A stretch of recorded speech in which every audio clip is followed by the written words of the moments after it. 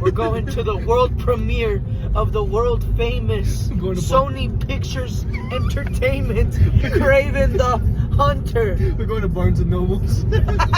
Prison gates won't open up for me. On these hands and knees I'm crawling. Damn, where did I go wrong? I lost a friend somewhere along in the bitterness, and I'm gonna have to just stand on this one because I don't have any room at all. Please excuse the mess in the background. I'm still trying to clean and set up everything after I just moved back. So what I have here is 1, 2, 3, 4, 5, 6 bottles of piss. That's right. I don't live there anymore. I wanted to talk about Venom: The Last Dance. I wanted to talk about Sonic 3. But no. I have to talk about Kraven. I watched it like 4 weeks ago and I cannot for the life of me tell you what's going on in that movie. Let me just say that it's actually not entirely terrible. Okay, hear me out. It's still pretty bad, but it's not Madam Web bad. Comparing these movies is like comparing which STD you want. I think for it being rated R, it actually helps the movie. It was pretty gory. The action scenes weren't that bad. Plot-wise, it's still kind of... God, I'm really struggling. I don't know how to talk about this movie, bro.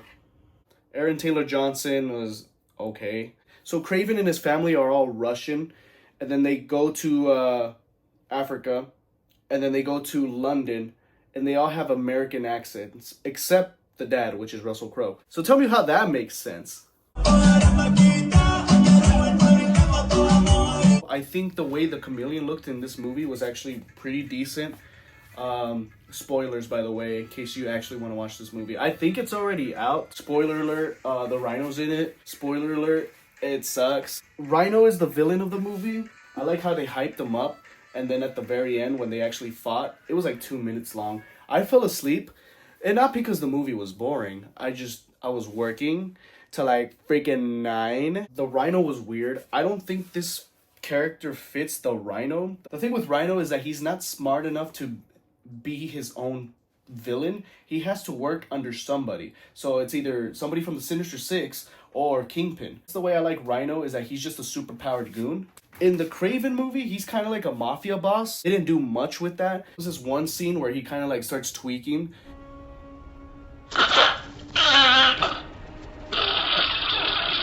There's some scenes where I can tell they were reshoots and then they were like filmed like a long time ago. I'm gonna give Kraven a 5 out of 10. I know every beast man. There's this thing Sony does in all these movies and it pisses me off and I'm tired of it. Every single movie they do this. The movie begins with the character doing something. Flashback, 20 minutes long, 16 years ago, 20 years ago. And then cut back to whatever the character was doing. So they go back to the present. I'm tired of this setup in every single Sony movie. I don't know what they were smoking with Venom, but for some reason, they actually kind of tried with Venom. Can you see how bad I want to talk about the Sonic movie? I don't want to talk about Kraven. I always thought I might be bad. Now I'm sure that it's true. Do we really need a Corpse Bride 2? Do we really need a Nightmare Before Christmas 2? Did we need a Beetlejuice 2? No. But it was pretty fun.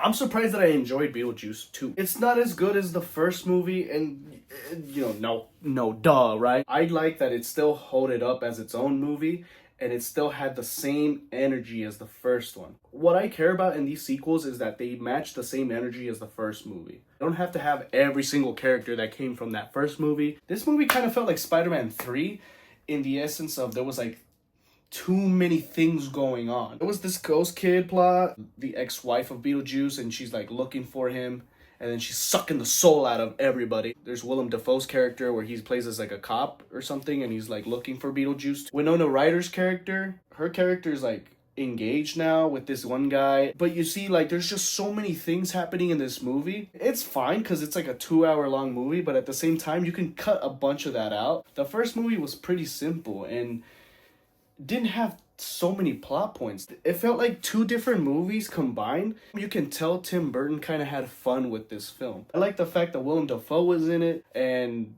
Danny DeVito for like a little bit. I think that's it for Beetlejuice. I'm gonna give it a 6 out of 10. And then the first movie, a 7 out of 10.